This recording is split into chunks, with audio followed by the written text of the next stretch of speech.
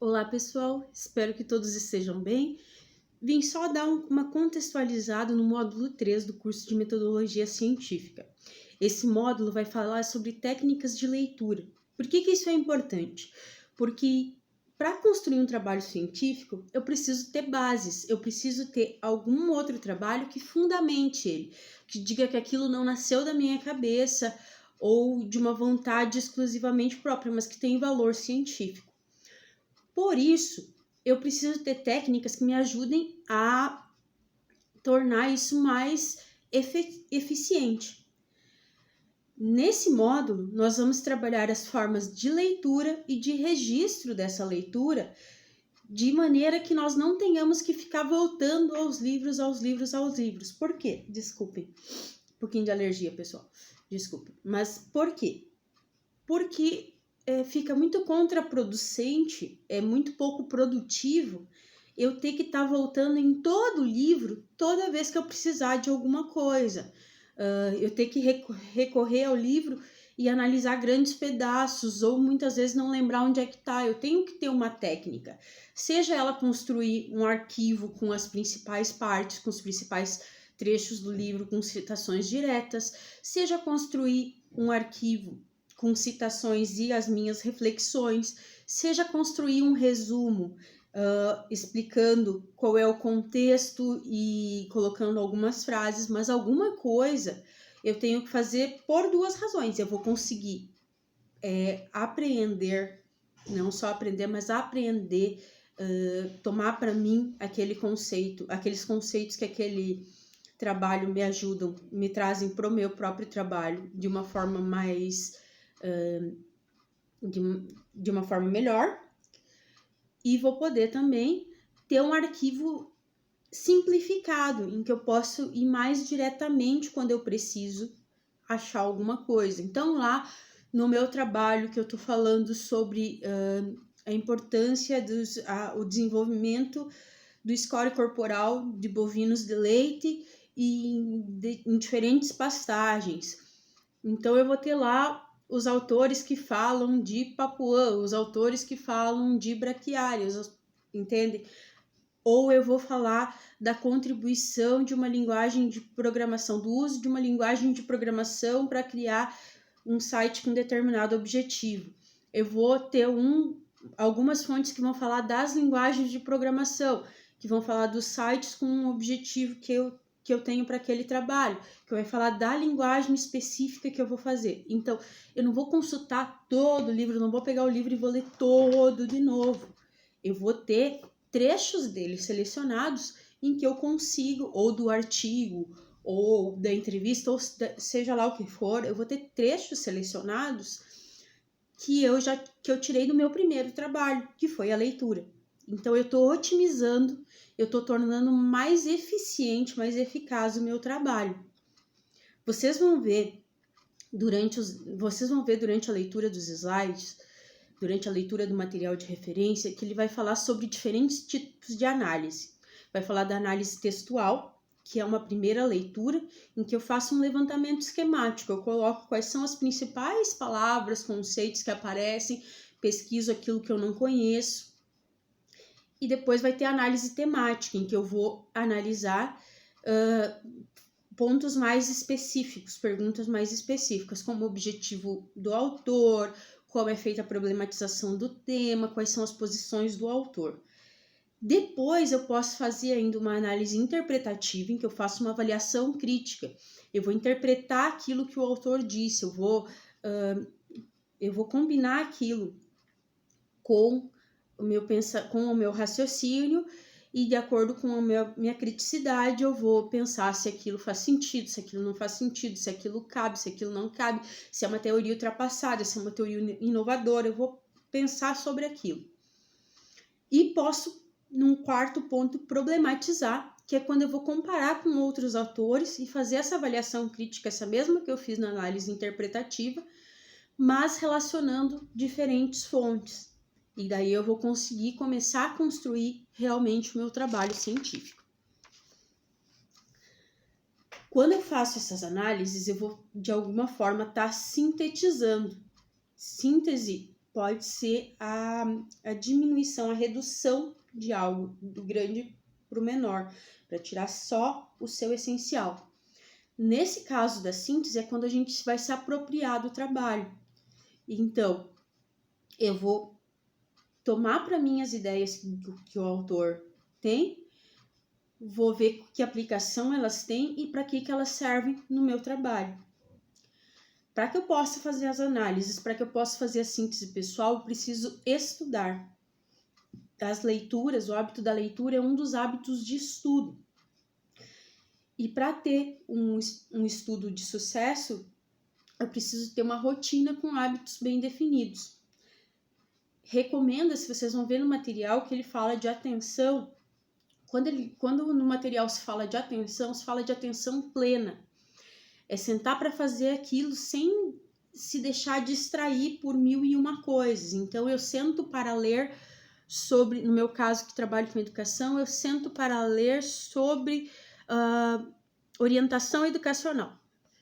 Então, eu vou sentar e vou ler sobre orientação educacional, não vou ficar pesquisando mais alguma coisa na internet e pesquisando sobre educação especial na internet, sobre educação musical e sobre quem foi.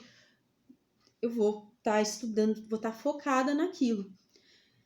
Outra coisa é a intenção, eu tenho que definir o que eu vou fazer naquele momento intencionalmente, eu tenho que saber o que eu estou para fazer ali.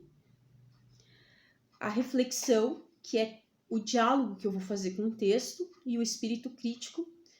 Nesses dois pontos eu vou fazer a avaliação, o julgamento, vou pensar sobre o que o autor está falando com relação ao meu trabalho, aos outros trabalhos que eu li, as minhas experiências, os conceitos que eu trago. Então, eu vou começar, é como se fossem os tijolinhos do meu trabalho científico, eu vou começar a pensar nisso tudo. E daí vou fazer a síntese, né, em que eu vou reconstituir, vou fazer a análise antes, desculpa pessoal, em que eu categorizo tudo aquilo que eu aprendi, tudo aquilo que eu tirei do texto, e na síntese eu reconstituo tudo aquilo de uma forma que faça sentido para mim e para o meu trabalho. Sempre que vocês forem começar uma rotina de estudo, uma das primeiras coisas a se ter é organização. Eu preciso organizar o espaço em que eu vou estudar, para que esse espaço seja adequado, para que eu tenha um espaço em que eu consiga desenvolver os meus estudos da melhor forma possível. Como assim? Organização. Claro, organização, eu vou sentar, eu vou pegar o material, mas não é simplesmente estar ali com o material que eu vou estudar. Eu vou ter o meu material de anotação, eu vou ter os livros base que eu vou usar, que no caso para essa aula são bastante livros. Vou ter, se eu precisar, de marcadores de texto, vou ter a água para eu não ter que estar levantando, caminhando, me distraindo. No nosso caso, que estamos no Rio Grande do Sul, se for o caso, se você gosta, vai ter o chimarrão e assim por diante. Você tem que ter o controle da situação. O controle da situação no sentido de, claro, né, gente, que a gente não vai controlar se cair um raio, se acabar a luz, se falhar a internet, não é esse tipo de controle. Mas o controle de saber o que vai estudar, de ter o material de anotar, de saber que métodos de estudo está usando, de saber o que é preciso fazer em determinado método de estudo. Ter à mão material de consulta, que eu já falei para vocês, e se preciso for um mecanismo de consulta à internet, o celular, o computador, cuidando para que aquilo não te distraia demais, e planejar o tempo, administrar o tempo. Administrar o tempo com relação ao estudo é uma parte muito importante. Lembrem que não é administrar o tempo no sentido de planejar atividades em sequência sem pausa. Administrar o tempo de estudo é planejar quanto tempo você vai gastar numa atividade, mas também planejar as pausas, porque o nosso cérebro precisa disso para acomodar o conhecimento. Existem várias formas. Depois que eu estudei, que eu me organizei, que eu fiz todo esse processo, eu vou registrar de alguma forma aquilo que eu aprendi com as minhas leituras. Existem várias formas, vocês vão poder ver com exemplos e de forma mais detalhada no material de referência, no material de leitura deste modo. Mas algumas delas nós vamos resumir aqui. Uma delas são as anotações corridas. Nas anotações corridas eu vou destacar trechos do texto, mas do texto original, e vou destacar as principais ideias, os principais conceitos, as principais noções, para daí eu construir uma ideia resumida que me traga a base daquilo que o autor pensa. Observem que no material de leitura vocês têm um exemplo de um trecho de um livro, naquele slide que está com um trecho em azul, e em seguida você tem destacado algumas frases, alguns trechos. Percebam que aqueles trechos destacados, eles falam exatamente o que todo parágrafo fala, mas se eu precisar passar para outra pessoa, se eu precisar utilizar no meu trabalho, eu preciso só daquele pontinho e não do todo, e eu consigo começar a facilitar o meu trabalho. Outra técnica é de sublinhar. Um dos problemas da técnica de sublinhar é que nem todo material é físico. Eu posso ter um artigo impresso, alguma coisa, mas muita coisa está online. E a gente muitas vezes tende a tentar não gastar tanto papel, tanta tinta, com viés ecológico. Então, não necessariamente vocês precisam sublinhar no papel. Se vocês só tiverem o documento, o artigo, o material de leitura em forma eletrônica, pesquisem recursos do PDF, ou do Word, ou dos documentos Google, ou do LibreOffice, mas no programa que vocês estiverem usando, vai ter recursos que permitem que vocês sublinhem, que vocês marquem de cor diferente. Vocês podem mudar a cor da fonte, podem colocar um fundo diferente só num trecho, e vocês podem colocar comentários. Nesses comentários, vocês colocam, quando a gente sublinha, é importante ter comentários que nos ajudem a situar, que nos ajudem a pensar com o que a gente relacionou determinado tema. Então, esse é outro método de registro, sublinhar e fazer anotações no texto. E por último, a gente destaca no material de leitura a construção, a criação de resumos. E daí vocês vão ter 5 resumos descritos. O resumo indicativo, em que eu vou colocar a principal ideia do autor, mas não vou colocar tudo que é importante para compreender o pensamento dele. Eu vou colocar pontos específicos que me interessam. Esse resumo, uma pessoa não vai poder pegar e ler para entender o trabalho. Ele é um resumo que serve para mim, para usar referências daquilo no meu trabalho científico. Eu tenho também o resumo informativo. O resumo informativo é um resumo mais completo. Nele, sim, eu vou ter a metodologia que o autor usou, qual era o seu objetivo, por que surgiu aquela pesquisa, quais são, se houverem, quais são os resultados que ele encontrou, se não, quais são os resultados que ele espera encontrar. Então, eu vou ter uma descrição mais completa, mais total do trabalho. Além disso, eu tenho um resumo crítico, que é praticamente um resumo informativo, só que eu vou estender colocando observações mais aprofundadas. Se aquilo faz sentido, como é que aquilo se relaciona com a realidade, como é que aquilo se relaciona com o contexto que eu estudo, como é que aquilo se relaciona dentro do contexto científico do meu campo de conhecimento, etc. Se eu fizer um resumo, esse resumo crítico ele não é tão grande. Se eu quiser expandir um pouco mais eu vou chamar de resenha. A resenha é um resumo crítico expandido, um resumo que inclui um julgamento de valor daquela informação, observações, considerações sobre aquilo, etc.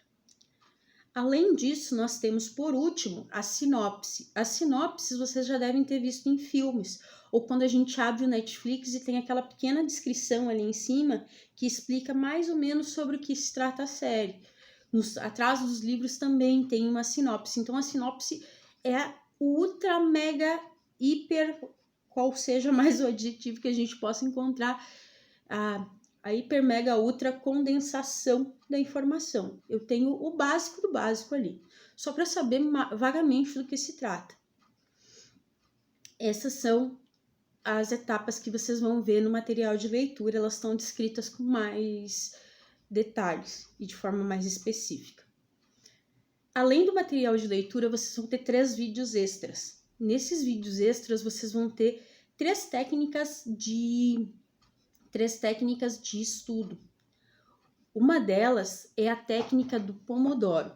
A técnica do Pomodoro vem do italiano. Pomodoro é tomate, e ela se refere ao tomate por causa do contador de tempo de cozinha, um marcador de tempo de cozinha, que não necessariamente vai ser um tomate, né? Você precisa, para essa técnica, marcar o tempo. Pode ser um marcador de tempo de cozinha, que vai marcar ali 5, 10, 15, 30 minutos, um relógio, despertador qualquer, ou até mesmo seu celular. Na técnica do Pomodoro, você tem atenção plena durante um tempo determinado e depois tem um tempo de descanso. O objetivo é que você consiga se focar no seu estudo, sabendo que logo você vai ter um descanso. Então, você marca um tempo de 20 a 30 minutos para estudar, para logo depois fazer um intervalo de 5 a 10 minutos. Se recomenda que você faça no máximo 4 vezes e depois faça um intervalo maior. Isso dá também para o cérebro tempo de assimilar o conteúdo. Vocês também vão ver a técnica de Feynman, que é uma técnica em que eu reduzo os conceitos até ao mais simples daquilo, e eu tenho como objetivo saber explicar aqueles conceitos para que nessa tentativa de ir construindo explicações eu vou aprendendo sobre ele. E a técnica dos cartões de memória, dos flashcards. Vou tirar uma folha aqui do meu caderno para explicar para vocês. A técnica dos flashcards, eu tenho cartões com conceitos. Vocês vão ver no vídeo que ela compra os cartões, tem umas coisas diferentosas, mas na verdade você só precisa de uma folha cortada, com a tesoura, com a mão, como vocês quiserem. Nesses cartões vocês vão escrever o conceito e a descrição atrás e vão ir testando a memória de vocês até ver que vocês lembrem ou não daquele conceito. É isso, espero que vocês aproveitem bem o módulo 3, ao final preencham o questionário e nos vemos no próximo módulo, no módulo 4. Um grande abraço da Prof. Mari e do Prof. Giancarlo. Até logo!